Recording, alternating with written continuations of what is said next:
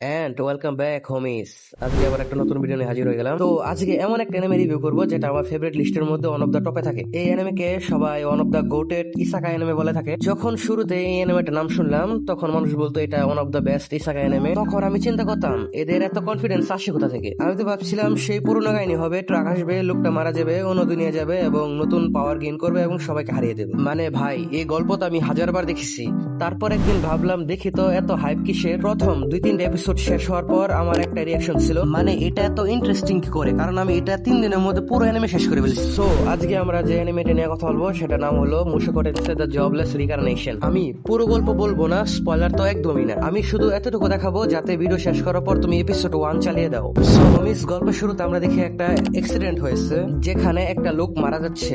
এই অ্যানিমেটাতে এমন ভাবে বলা হয়েছে যে লোকটা এক কথায় পুরো ভেঙে পড়া, চাকরি নাই, বন্ধু নাই, বাহিরের দুনিয়ার সাথে কোনো যোগাযোগই নাই। কিন্তু আমরা শুরু দেখতে পাই যে সে কিছু লোককে বাঁচাতে গিয়ে নিজে অ্যাক্সিডেন্ট করে ফেলে। তারপর এখানে অনেক ভিড় জমা হয়, পুলিশ আসে এবং তাকে হাসপাতালে নিয়ে যাওয়া হয় এবং সেখানে সে তার শেষ নিঃশ্বাস ত্যাগ করে এবং হঠাৎ করে সে জেগে ওঠে একটা অন্য দুনিয়ায়, যেখানে সে শুরুতে কিছু বুঝতে পারে না। দেখে তার সামনে দুইজন অদ্ভুত লোক বসে আছে। কিন্তু ভাই, এখানে যে ক্যামেরা অ্যাঙ্গেলটা সেটা দেখে আমরা ভিউয়ার্সরা যেমন মজা পাচ্ছিলাম, মেইন ক্যারেক্টার তেমন মজা পাচ্ছিল। তো সে যখনই সেটা টাচ করতে যায় তখনই সে বুঝতে পারে তার হাতগুলো কেমন ছোট হয়ে গেছে। তখনই সে রিয়েলাইজ করে সে রিব্রন হয়েছে। সো এখানেই তার আরেক দুনিয়ার জার্নি শুরু হয়। সে একজন বাচ্চা হলো, তার ব্রেন এখনো 34 বছর একজন বয়স্ক লোকের। সে কিছুদিনের মধ্যে বুঝতে পারে এখানে তার নাম দেওয়া হয়েছে রুডিয়াস গ্রেরে এবং এখানেই সে তার লেজেন্ডারি কার্যকলাপ শুরু করে, যার জন্য তাকে গোট বলা হয়। মানে ভাই, মেয়েদের প্যান্টি নিয়ে খেলা করা এবং ওইসব হারকাত করা।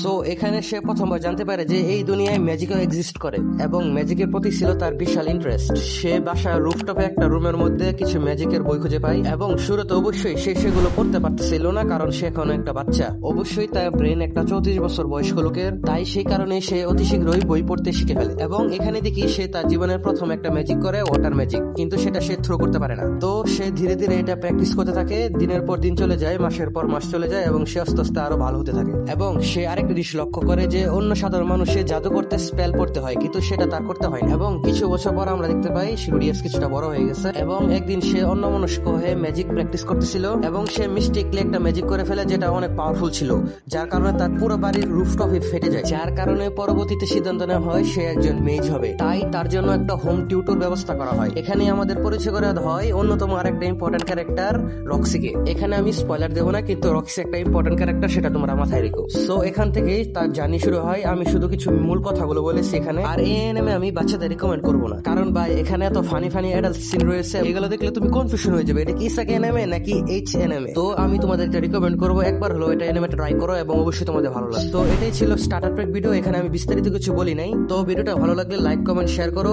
দেখা হবে পরবর্তী ভিডিওতে। টাটা।